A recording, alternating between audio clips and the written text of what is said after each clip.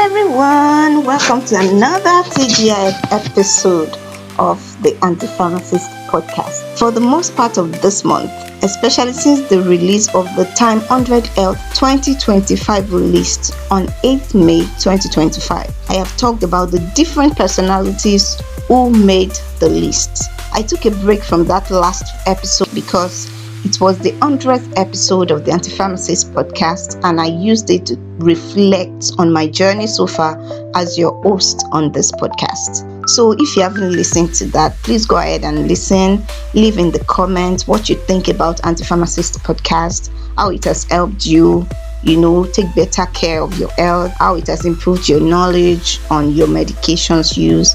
Please leave those good comments for me, alright, so I can know that I'm doing things right. Okay, so about the Time 100 Health 2025 list, I actually think that I have done enough justice to the list, and I'm sure you agree with me as well. Me self don't try. I would like to wrap up the series today by talking about two different categories of people on that list.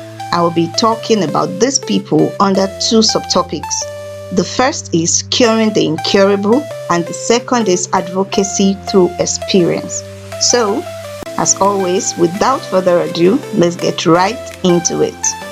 Talking about curing the incurable. Many diseases have been deemed incurable, like I mentioned on the previous episode about Onkwi, Dengue, and Ujizu.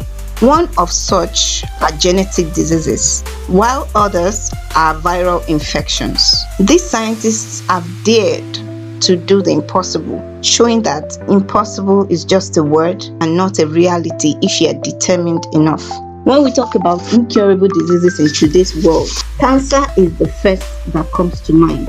However, scientists like Dr. Suresh Ramalingam, who is an honoree of this year's Time 100 Health 2025 list, are determined to beat the disease. He presented his findings about lung cancer to a group of scientists recently at the annual meeting of the American Society of Clinical Oncology, which earned him a standing ovation. Why? Because of how groundbreaking his discovery is and its potential impact on treatment of advanced lung cancer. Lung cancer is the leading cause of cancer-related deaths worldwide, with close to 1.8 million people dying from it each year. Even as treatment options have improved, they have been largely ineffective for patients with mutations in a protein called epidermal growth factor receptor, EGFR for short. Now, Dr. Suresh Ramalingam found in his research that people with stage 3 lung cancer who had EGFR mutations had an 84% lower risk of cancer progression or death when they took a drug called osimertinib after chemoradiation.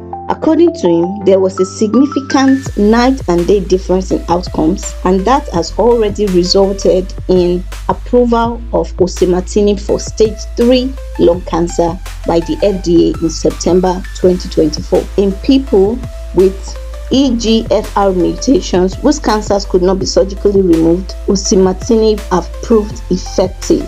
This is, in fact, combining genetics and personalized medicine very nicely, which is called pharmacogenomics. And that is how Dr. Ramalingam is making impact through research.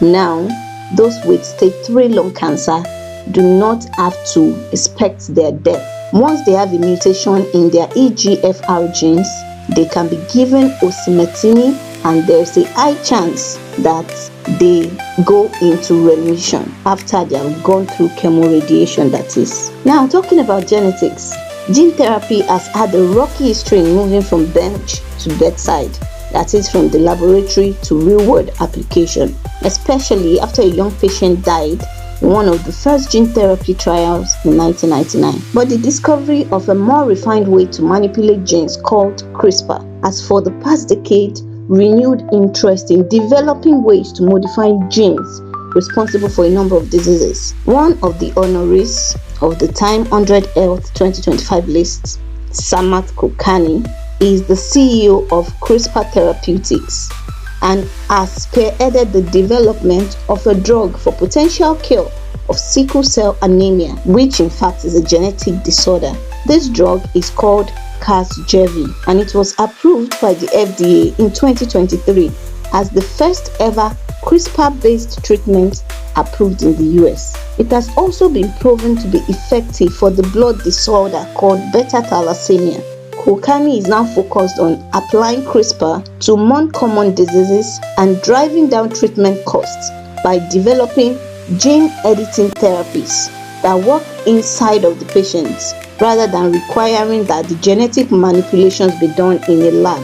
Earlier this month, the company announced promising early results in addressing genetic changes that cause high levels of LDL cholesterol and triglyceride. The LDL cholesterol are known as bad cholesterol, right? And this contributes to heart disease. So, Kulkarni is using these CRISPR-based technologies to address genetic diseases. Sickle cell anemia, that has proven to be a success. Beta thalassemia as well. Now is looking at also treating heart diseases that are caused by genetic changes. That is so cool. Although I hope that this treatment will be affordable for the common citizens of the world. Another like him is David Liu, a genius scientist and a multi-award-winning molecular biologist who has developed techniques that rewrite disease-causing DNA one letter at a time, with more precision and fewer side effects than previous tools that cut into the DNA, disrupting genes. He was awarded a breakthrough prize in life sciences early this year for developing the two fundamental gene editing techniques, which are base editing and prime editing. About 17 clinical trials are applying his research to various conditions, including sickle cell anemia and high cholesterol. And so far, 4 trials have reported positive results since January 2024, including one in March that helped people with a rare lung and liver disease. You see, these are diseases that have been thought incurable. But now, thanks to science, thanks to the tenacity and innovations of these scientists, we are seeing a future whereby they can be treatable, all right? I'm especially happy about these researches into curing sickle cell disease because a lot of love stories have been cut short because of genetic incompatibility. You know, genotypes being incompatible, AS not being able to marry AS, because there's the risk of giving birth to SS children and all of that. If there are gene editing techniques to actually help, to remove those genes that cause sickle cell anemia, maybe before a child is born or in adults already, then those restrictions will no longer be needed or necessary. You understand? Yes, that's why I'm especially happy about that one. Although the clinical trials so far have been in white people, really, not in Africans. And that is where our Dr. Abasi Enelbon comes in. Through his company, trying to integrate Africans into clinical trials as well, especially when it comes to genetics. He's a geneticist and is working in that line. Like I said, he made the list and I've spoken about him in previous episodes. So hopefully clinical trials of these innovative ideas will also come to Africa in coming years. Sooner, I hope, rather than later. These innovations by these scientists actually represent a silver lining for people living with genetic diseases like sickle cell anemia, like I said, and the likes. On the other hand, 2 scientists, Thomas Siller and Wesley Sundquist, one a biochemist, the other a virologist, are working to prevent HIV. Although antiretrovirals have helped to change HIV from a deadly disease to a manageable one, challenges still exist with the eradication of the virus, especially in recent times, when policies have negatively affected the availability of the medications in some countries, which may reverse the successes achieved in controlling the virus so far. It is no longer news that since assumption of office of the Trump administration in the United States, science and research and development has faced uncertainties, okay? There has been cuts and stops to foreign aids for treatment of diseases like HIV, and there has been cut also to funding for research and development in various schools that are research-based. There is even one tug of war going on now between the US government and Harvard University. So all of these are affecting affecting the treatment of these diseases globally. HIV being a major one. Okay, it has sparked debate on the future of treatment, on the future of people living with HIV. But with innovations like this by Thomas Siller and Wesley Sundquist, maybe there is hope after all. Siller and Sundquist developed a drug for the treatment of HIV called lenacapavir.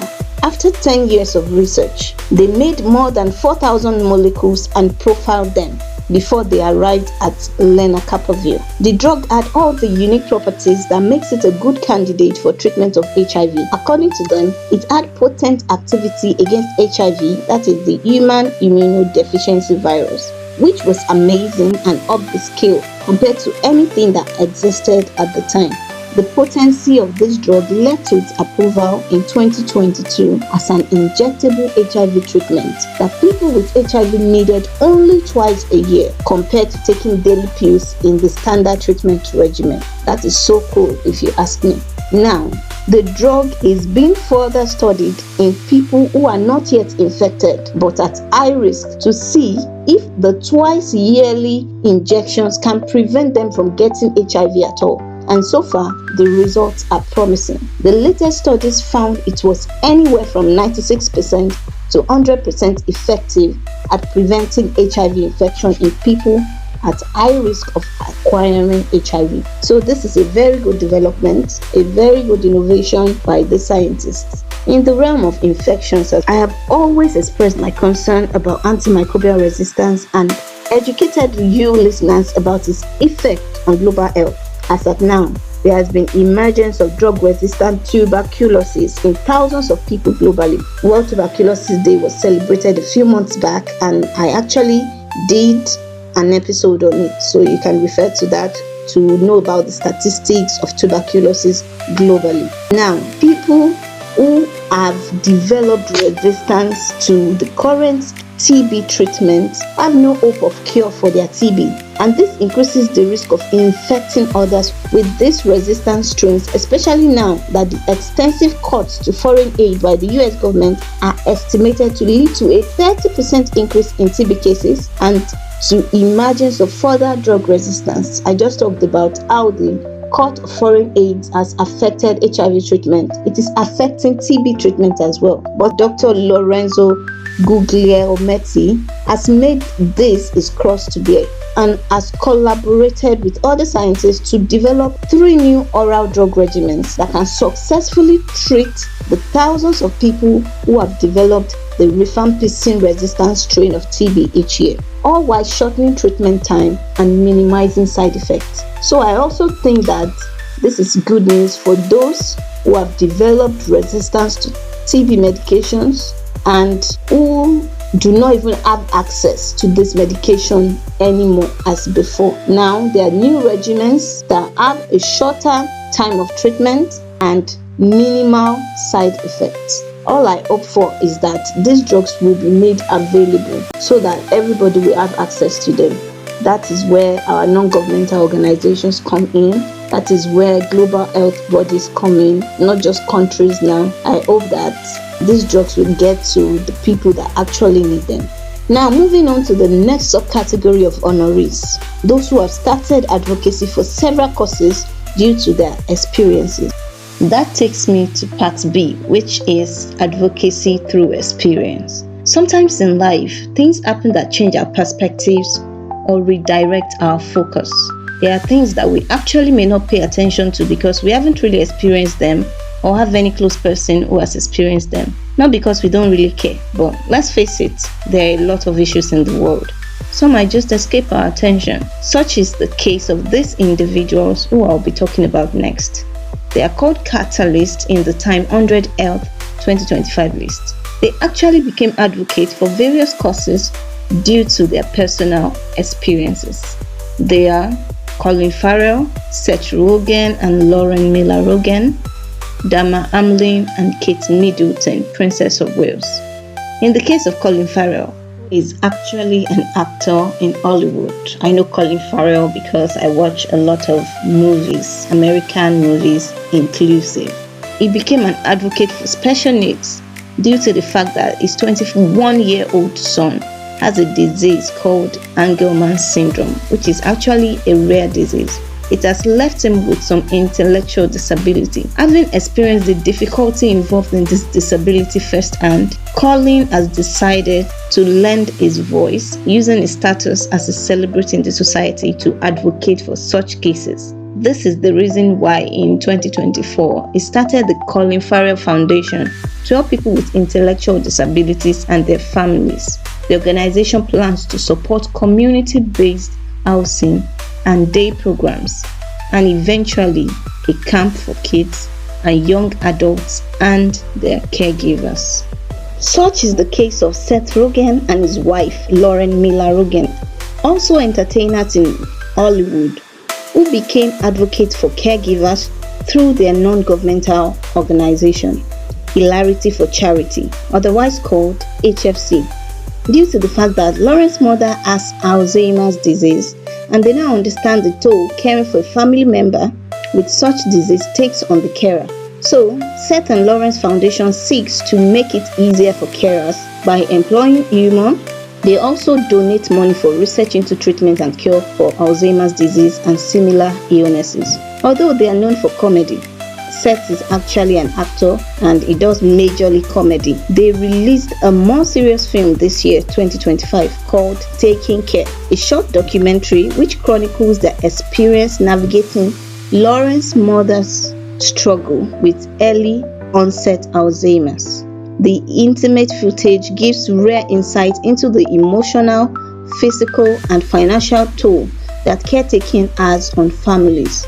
The film also serves as a call to action, encouraging people to talk more openly and demand better systems that support caregivers and brain research. I actually have an episode on this particular topic, talking about how caregivers should also take care of themselves, as it can be a lot caring for others.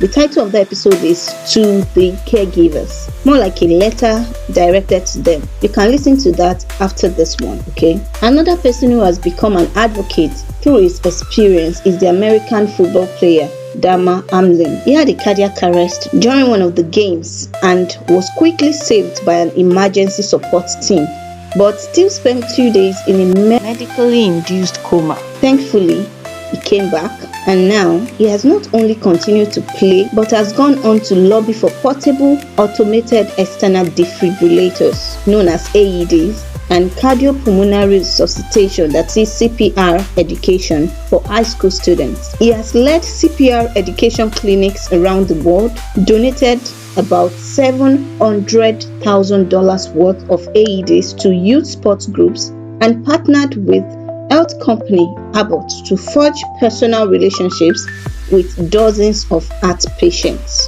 That is his own way of giving back based on his own experience. Thank God for the emergency support team who responded in minutes, in single-digit minutes. If not, maybe he wouldn't have been alive.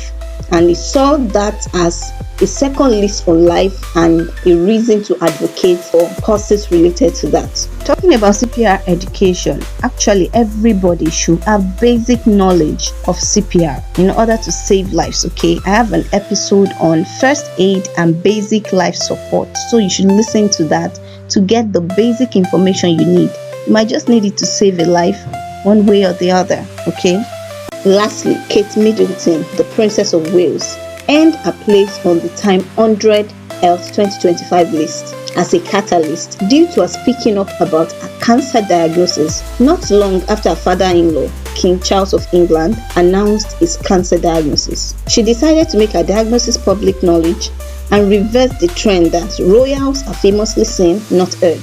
That was in March 2024, when at the age of 42, she announced that she had been diagnosed with cancer, although she didn't say which kind of cancer. As a popular public figure, Middleton's revelation brought significant attention to cancer awareness and treatment, including the rise in early onset cancers in patients under age 50. Sharing her own journey and the challenges she had and will continue to face as a cancer survivor, Middleton became a beacon for cancer patients and inspired others to address their own health.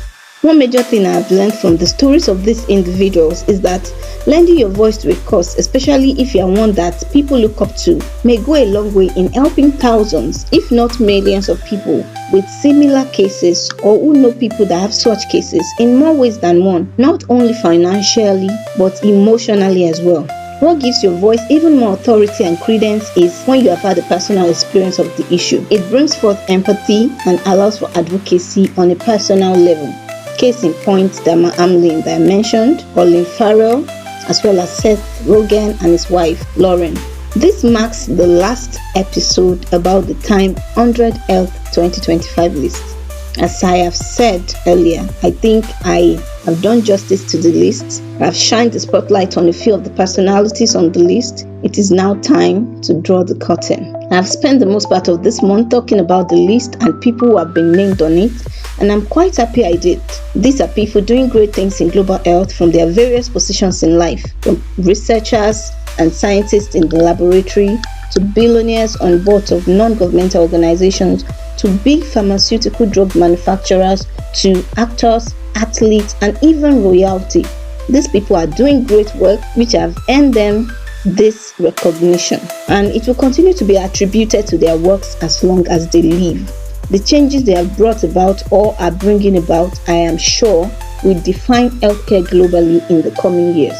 There are many more I would have loved to talk about, but like I said in earlier episodes, I can only talk about a few of them in details. These 100 personalities are all change makers in their own right, which is why they made the list in the first place. I'm glad I was able to do this on the podcast, and I'm sure my listeners have learned a lot from this series because I was able to share a great deal of information about new and emerging innovations in the scientific community and the healthcare space, which will no doubt affect global health in no small measure in the coming years. I'm also sure some of my listeners have picked a mentor or two from this list, especially if you're a scientist or even if you're not. That brings me to the end of the Time 100 Health 2025 series. Let me know through your likes and comments if you enjoyed learning about these people. Let me know what you think about the episodes. Tell me in the comments which innovation or personality you admire the most amongst these people and why. Let's have a tete-a-tete in the comments, people. Let me know what you think about the episodes, alright? I really want to know your thoughts. Thank you so much for sticking with me through it all. Do not forget to follow Anti-Pharmacist Podcast on all social media platforms. Instagram, Facebook, TikTok, X. And also connect with me on LinkedIn. Demisola Adebisi just says the name. Anti-Pharmacist Podcast is the name on Instagram, Facebook, and TikTok. And Farm Podcaster is the handle on X. I remain your host on this podcast, bringing to you relevant and accurate information about health, medications, and research. Expect more interesting and informative topics with very knowledgeable guests on the podcast. As always, you can reach me via DMs or mail me at antipharmacistpodcast@gmail.com. If you wish to collaborate or suggest topics to discuss on the podcast, you can also send those mails to me. I'll read them, I'll reply you, we'll work together if our goals align. I hope they do. Do have yourself a nice weekend. Till next time, stay healthy and God bless you. Bye!